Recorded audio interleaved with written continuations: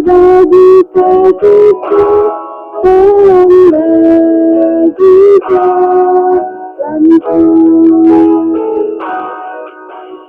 Firman-Mu bisa bagi kasihku, tolong bagi jalanku. Hatiku bimbang dan hilang jalanku, tetaplah Kau di sisiku, dan takkan ku takut asal Kau di dekatku, besertaku selamanya.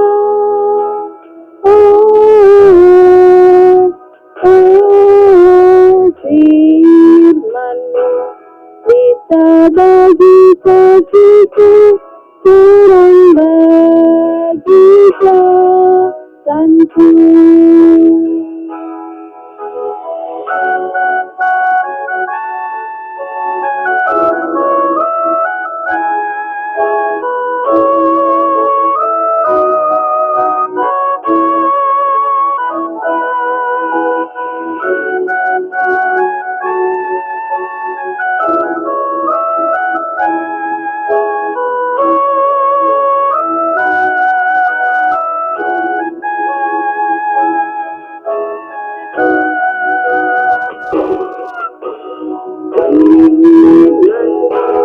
Bisa bagi kasihku, terang bagi jalanku. Firman-Mu bisa bagi kasihku, terang bagi jalanku. Hatiku bimbang dan hilang jalanku, tetaplah Kau di sisiku, dan takkan ku takut asal Kau di dekatku, besertaku selamanya.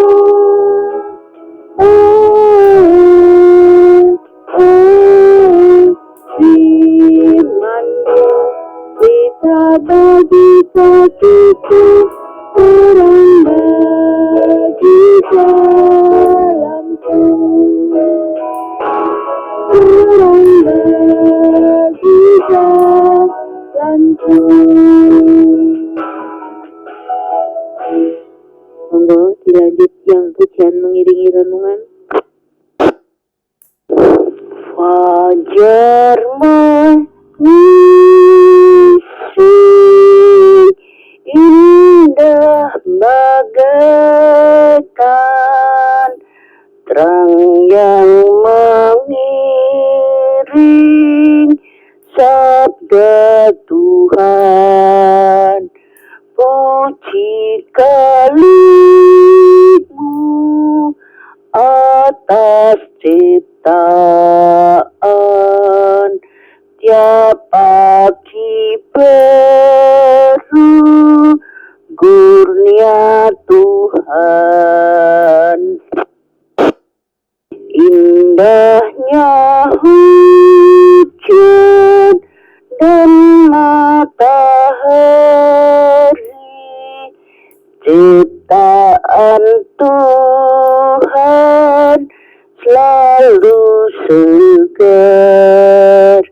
Puji kali-Mu karena di bumi pohon bertumbuh, bunga mekar. Siang dan malam, terang serta hujan, indahnya alam karya Tuhan. Puji kali-Mu yang menciptakan hari yang lalu, hari depan. Monggo Pak Mar. Iya. Ya, makasih Bu Sri. Salam semuanya Bapak Ibu Saudara sekalian yang saya kasihi. Puji Tuhan. Bisa terdengar bagus ya Pak Sendaya, mohon inputnya. Oh, puji Tuhan. Sinyalnya sudah akan sangat kecil sekali, walaupun masih bisa terdengar sedikit. Radionya bagus. Bapak Ibu Saudara sekalian, pada pagi hari ini kita telah membaca dari Mazmur 22 sampai 32. Pak Sony dan Ibu Hindang telah membaca ayat-ayat tadi, dan kita semuanya telah mengikuti, menyimak, dan pada pagi hari ini kita akan bersama-sama merenungkan firman Tuhan ini. Bapak Ibu Saudara sekalian, pada pagi hari ini kita belajar bersama-sama bahwa perjalanan kehidupan kita ini selalu diwarnai dengan berbagai-bagai warna kehidupan. Ada suka, ada susah, ada senang, ada sehat, ada sakit, ada masalah dan kesulitan, dan berbagai-bagai warna yang selalu ada bersama-sama dengan kita. Saudara sekalian, tujuan dari semuanya itu agar kita tahu bahwa ada Tuhan yang dapat menolong kepada kita, agar kita terus tetap bersabar dan terus tetap percaya dan mengandalkan Tuhan dalam segala keadaan kita. Puji Tuhan. Dalam bacaan kita pada pagi hari ini merupakan sebuah ungkapan isi hati. Wong Jawa mengatakan, bahasanya mengatakan unek-unek, menyampaikan isi hatinya dari seorang hamba Tuhan yang bernama Daud. Ayatnya yang kedua, tadi kita sudah membaca, Pak Sori sudah membaca, bahwa Allah telah meninggalkan aku. Allahku, Allahku, mengapa engkau meninggalkan aku? Ungkapan ini telah dilakukan. Langkah-langkah itu telah dilakukan. Di pagi hari, dia telah berdoa kepada Tuhan. Di siang hari, dia melakukan hal yang sama. Tapi Daud merasakan bahwa Allah seolah-olah jauh dan tidak mau mendengarkan apa yang dinyatakan dan yang menjadi doanya. Saudara-saudara sekalian, dalam kemanusiaan Yesus mengalami peristiwa ini, sampai Tuhan Yesus sendiri mengatakan, Eli, Eli lama sabachthani, yang artinya, Allahku, Allahku, mengapa engkau meninggalkan aku? Jadi bukannya Daud, leluhurnya secara jasmani yang mengalami ini, Yesus sendiri pernah. Yesus sendiri di dalam kemanusiaannya pernah punya sebuah kondisi yang seperti itu, sehingga kalimat itu muncul dari dirinya. Kalau kita membaca di dalam Injil Matius, pasalnya yang ke-27, ayatnya yang ke-46.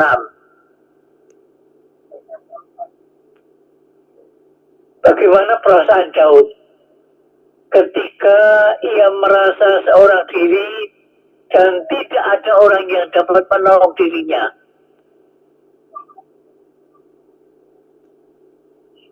Bagaimana perasaan Yesus ketika ia menyatakan di atas kayu salib itu, dia mengatakan, Eli, Eli lama sabachthani.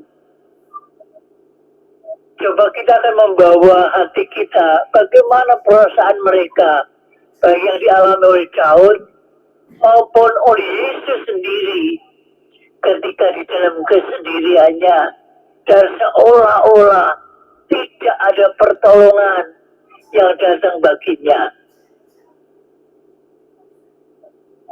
Bagaimana saat kita dalam pergumulan dan terasa berat dan saat belum mendapatkan solusinya, kadang-kadang kita sering menjadi jenuh, kita menjadi pudar, kita menjadi lelah, kita merasa lelah karena kita tidak melihat pertolongan Tuhan itu.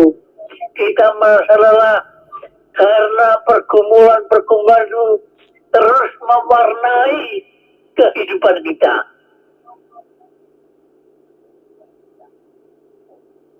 Di dalam kitab Injil baik itu yang dicatat oleh Lukas, oleh Yohanes,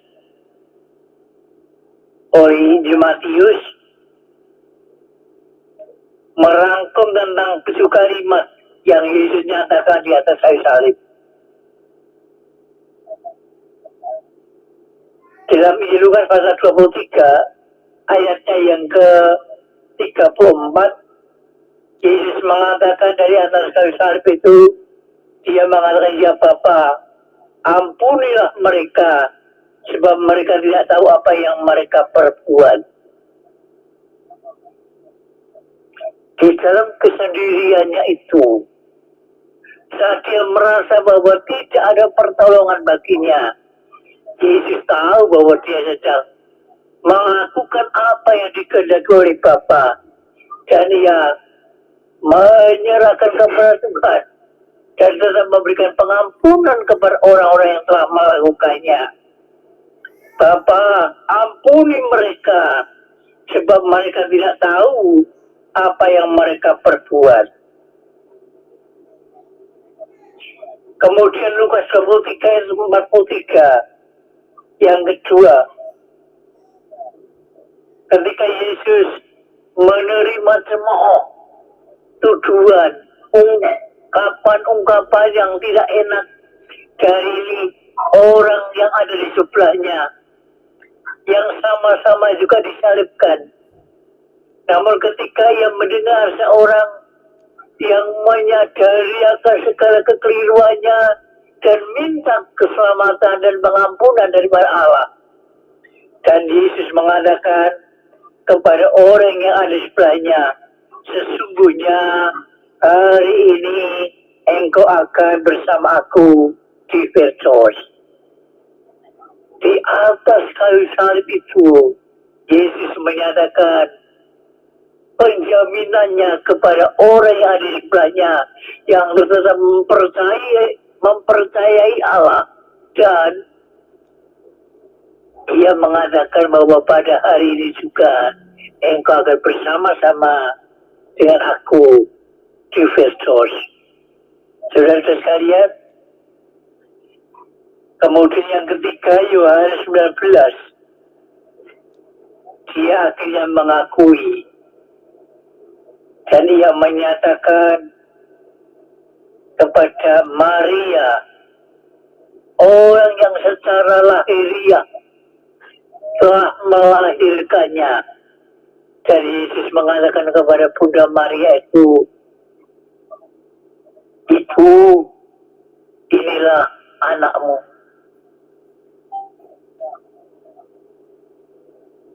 Kemudian yang keempat, kalau kita membaca ayat itu, pasal Injil Matius pasal 27, ayat 46, kemudian Markus 15 ayat 34, seperti yang tadi di atas saya sampaikan, Yesus menyerukan dengan satu kalimat,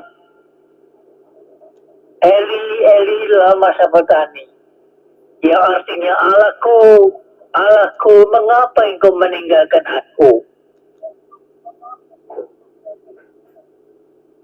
Di dalam kesendiriannya itu juga Yohanes 19 ayat 28 mencatat kalimat Yesus di atas kayu salib. Aku haus.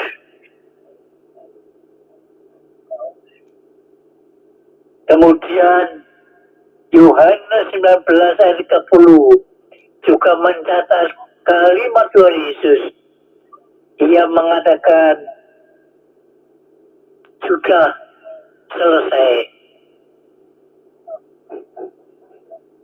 Kemudian yang terakhir, Lukas 23 ayat 46, Yesus akhirnya menyerahkan kepada kehendak Bapaknya dengan ia mengatakan, ya Bapa, ke dalam tanganmu ku serahkan nyawaku.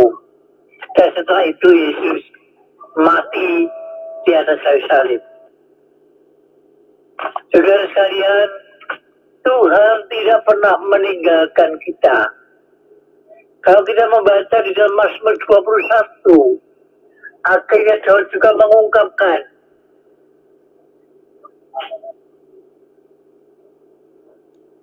aku melayangkan mataku ke gunung-gunung, ayat pertama dan kedua. Dari manakah datang pertolonganku? Dan ayat yang kedua mengatakan, pertolonganku ialah daripada Tuhan yang menciptakan langit dan bumi. Pertolongan Daud ada dari Allah yang menciptakan langit dan bumi. Karena itu, mari kita akan terus tetap andalkan Tuhan. Dalam situasi apapun, kita terus mempercayai Tuhan. Ibrani 13 ayat yang kelima, bagian yang kedua mengatakan, aku sekali-kali tidak akan meninggalkan engkau, dan sekali-kali tidak akan pernah membiarkan engkau.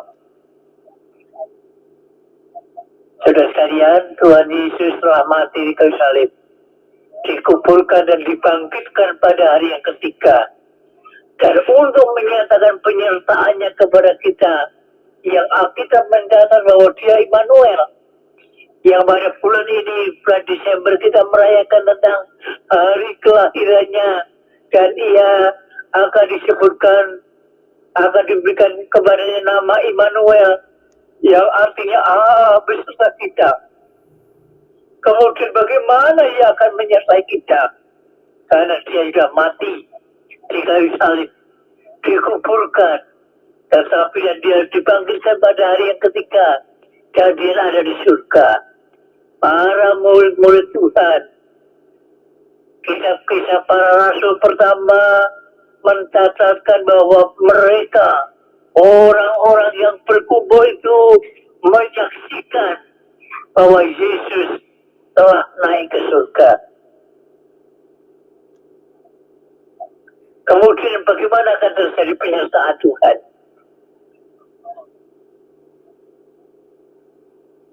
Injil Yohanes 14 ayat 15, 16, 17, 23, dan 26. Tuhan Yesus mengatakan bahwa dia akan datang kepada Bapa dan akan minta Roh Kudus. Dan Roh Kudus itulah yang akan menyertai kita sekalian.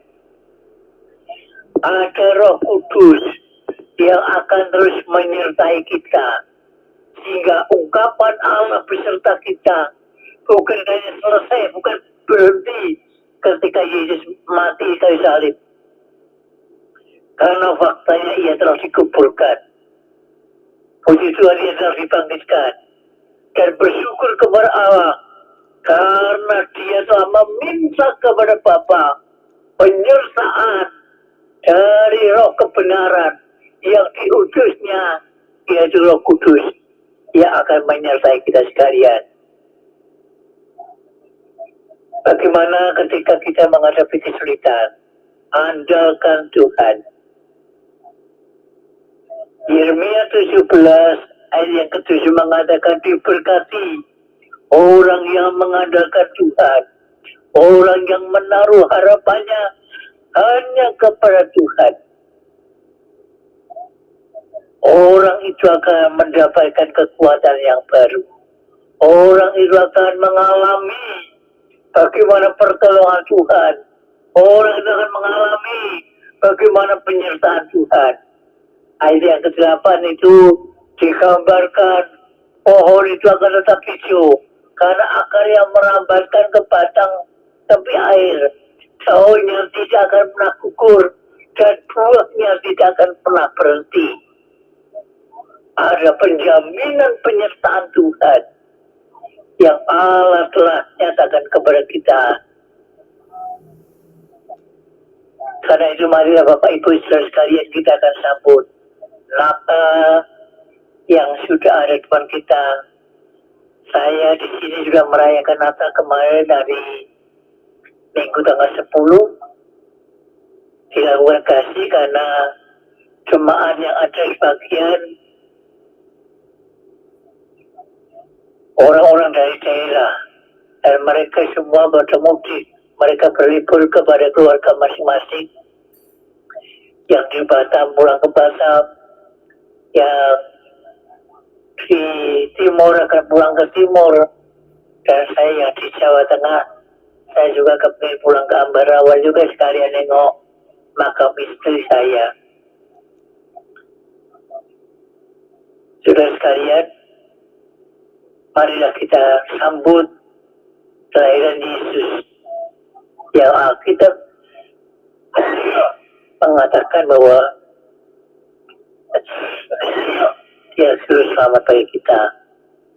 Kalau kita membaca di dalam Injil Lukas 2, maka firman Tuhan mengatakan kepada para gembala, jangan takut, karena sesungguhnya aku memberitakan kepadamu kesukaan besar, bahwa hari ini telah lahir bagimu Juru Selamat, yaitu Kristus Tuhan di kota Daud.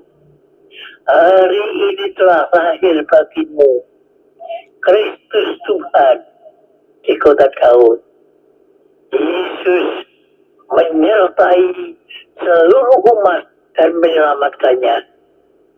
Dan sekarang Roh Kudus diutus untuk menyertai kita, memberikan kekuatan untuk tetap setia di dalam pengiringan kepada Tuhan saat kita menghadapi segala masalah dan kesulitan.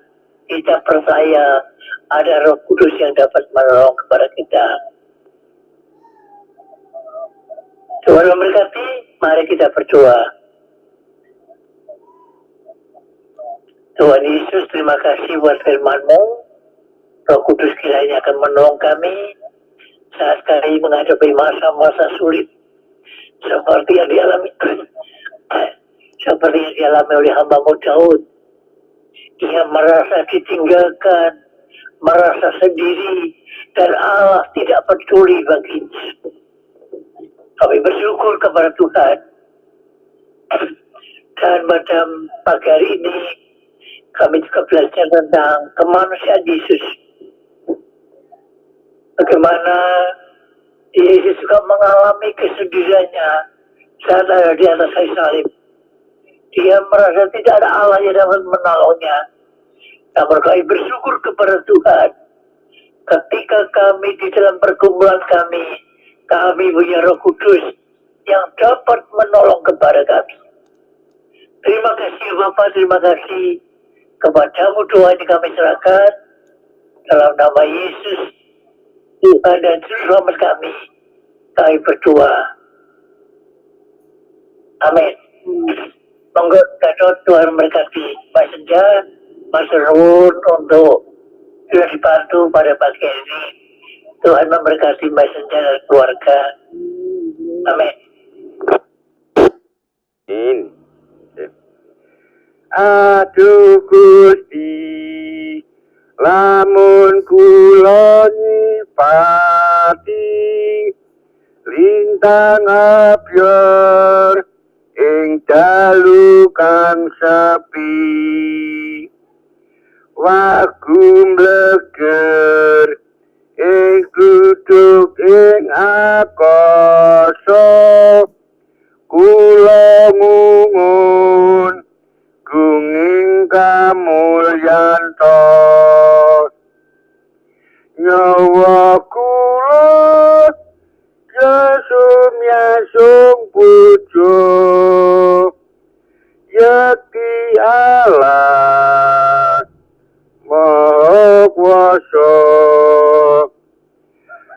nyawa kula kesumyasung puji Yakti Allah Maha Kuasa lamun rasa tengahing wana wasa satu paksi kekidungan ramyo bonten ngare dalaing arti ugi bergumelar sesawangan ati nyawa kula kesumyasung puja Yakti Allah Maha Kuasa nyawa kula kesumyasung puji Yakti Allah